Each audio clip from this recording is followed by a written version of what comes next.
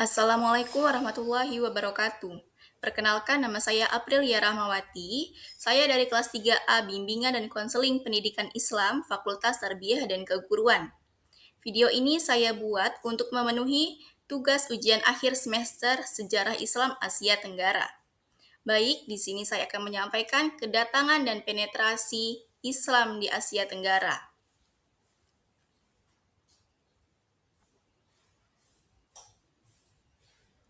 Kedatangan Islam di Asia Tenggara. Masuknya agama Islam ke wilayah Asia Tenggara mempunyai keistimewaan, yaitu dengan jalan damai, berangsur, dan diterima dengan sukarela oleh penduduk meskipun tidak sekaligus.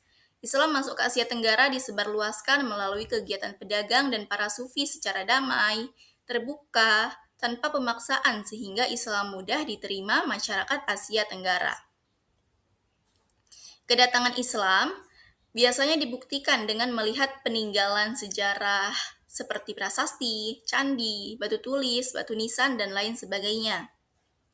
Dari bukti inilah kemudian diperkirakan awal kedatangan Islam di suatu tempat tertentu. Mengenai kedatangan Islam di negara-negara yang ada di Asia Tenggara, hampir semuanya didahului oleh interaksi antara masyarakat di wilayah kepulauan dengan para pedagang Arab, India, Bengal, Cina, Gujarat, Iran, Yaman, dan Arabia Selatan. Islam masuk ke Asia Tenggara melalui beberapa saluran, seperti yaitu perkawinan, tasawuf, pendidikan, kesenian, politik, dan para pedagang yang datang ke Asia Tenggara.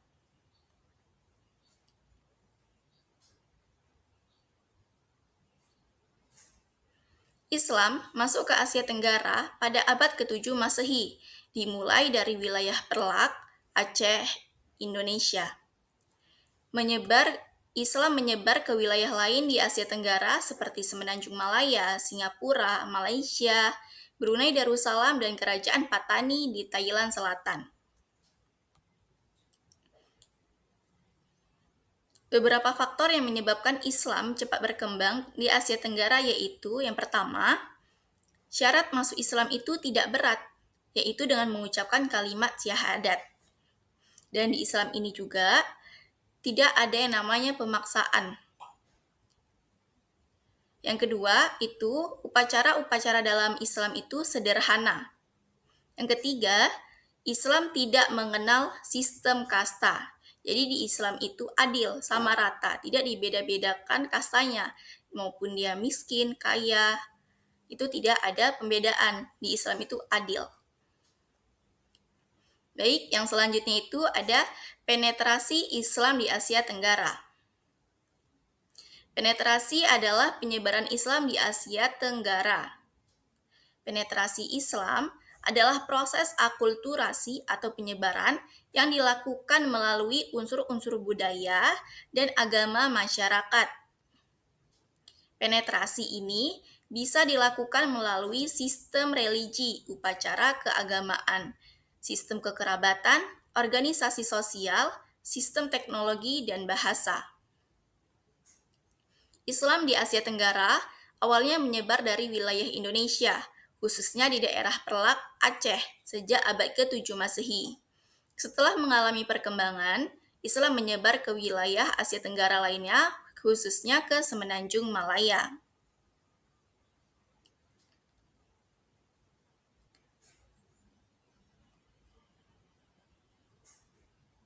Islam di Asia Tenggara menyebar ke wilayah Indonesia, Singapura, Malaysia, Kerajaan Patani di Thailand Selatan, dan Brunei Darussalam.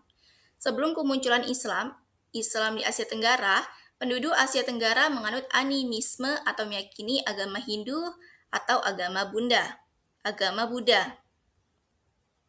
Penyebaran Islam di Asia Tenggara oleh para pedagang dan ulama berlangsung secara damai tanpa ada tindakan pemaksaan, kekerasan, intimidasi, maupun perang.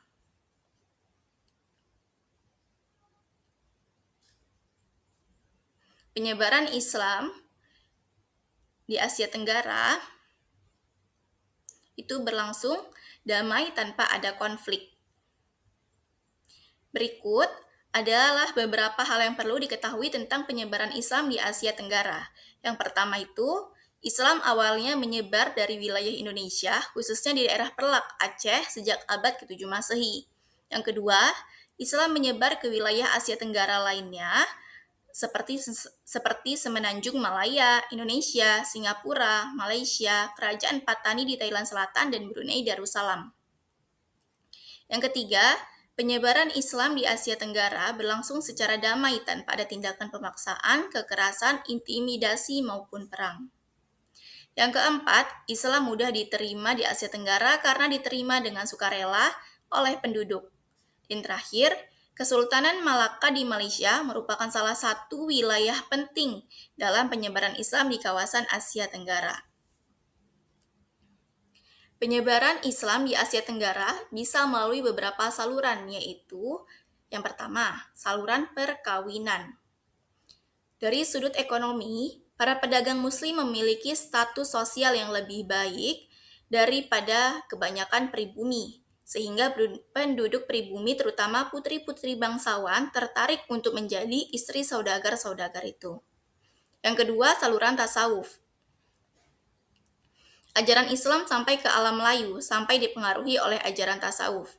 Para sejarawan menyatakan bahwa inilah yang menyebabkan Islam menarik kepada mereka di Asia Tenggara, dan boleh dikatakan bahwa tasawuf dengan ajaran dan amalannya menyebabkan berlakunya proses Islamisasi di Asia Tenggara. Yang ketiga, itu ada saluran pendidikan. Islamisasi juga dilakukan melalui pendidikan, baik pesantren maupun pondok yang diselenggarakan oleh guru-guru agama, kiai-kiai, dan ulama. Di pesantren atau pondok itu, calon ulama, guru agama, dan kiai mendapat pendidikan agama. Setelah keluar dari pesantren, mereka pulang ke kampung masing-masing untuk berdakwah ke tempat tertentu untuk mengajarkan agama Islam.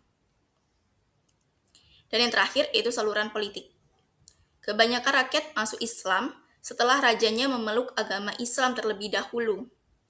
Pengaruh politik raja sangat membantu tersebarnya Islam di daerah ini. Di samping itu, baik di Sumatera dan Jawa maupun di Indonesia bagian timur, demi kepentingan politik, kerajaan-kerajaan Islam memerangi kerajaan-kerajaan non-Islam. Baik, mungkin itu saja yang bisa saya sampaikan. Mohon maaf bila ada kesalahan.